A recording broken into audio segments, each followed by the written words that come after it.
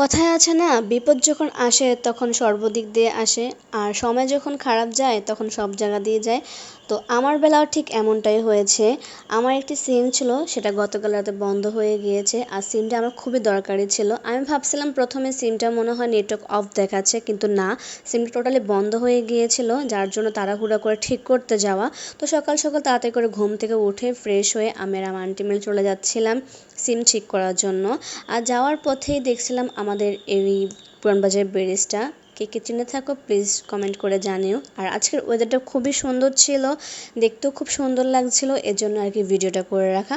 তারপর আমরা সিএনজি থেকে নেমে সিএনজিওয়ালা মামাকে টাকা দিচ্ছিলাম, তারপর সোজা চলে যাচ্ছি রবি অফিসে। আর সেখানে ভিডিও করা অ্যালাউ ছিল না, কিন্তু তারপরও আমি লুকিয়ে লুকিয়ে ভিডিও ক্লিপ নিচ্ছিলাম, তারা দেখে নেয় হয়তো বা।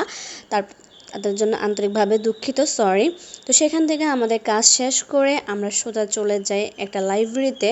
সেখানে গিয়ে হচ্ছে আমার ছোটো বোনের জন্য কিছু গাইড কিনে নিই এবং টুকটাক আরও কিছু কেনাকাটা করি। ওগুলো কেনাকাটা করা শেষ করে তারপর চলে যাই আমরা 99 দোকানে।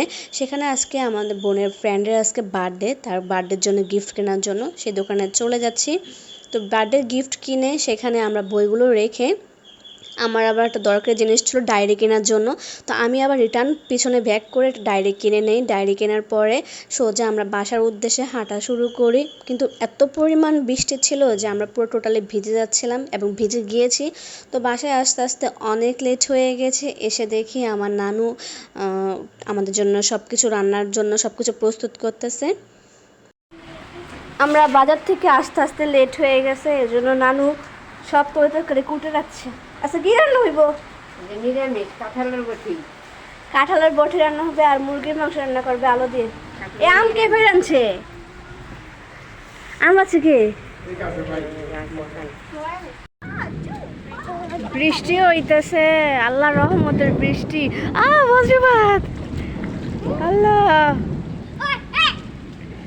আল্লাহ রহমতের বৃষ্টি কি জানো? কে কে আমার মতো বৃষ্টি দেখলে ডং বাইরে আছে তোমরা কমেন্ট করো তো। বৃষ্টি চলে গেছে, এখন আইসি গোসল করতে।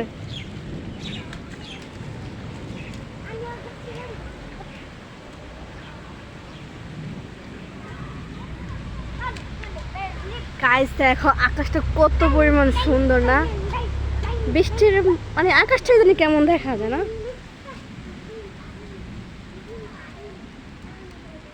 আর উনি স্কুল থেকে আইসা ড্রেস না খুলে বৃষ্টিতে ভিজা শুরু করছে। আরে এই যে উনি পড়া শেষ করে শুরু করছে বৃষ্টিতে ভিজা। তোমার ফিলিংস কেমন বলো?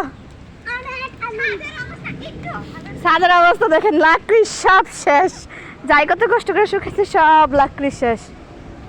গাইস আপনাদেরকে আমাদের কাছে আম দেখাই, লুকিয়ে লুকিয়ে আম দেখাচ্ছি। আসলে শুনছেন এই যে আমাদের কাছে আম। গাইস দেখেন এই যে আম, নিজেদের গাছে আম। এভাবে পেরে পেরে খাওয়ার মজাই আলাদা, তাই না?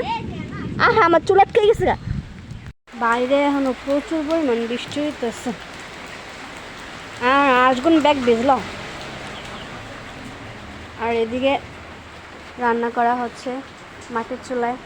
মাটির চুলায় রান্না কিন্তু খুব মজার হয়। ভালো।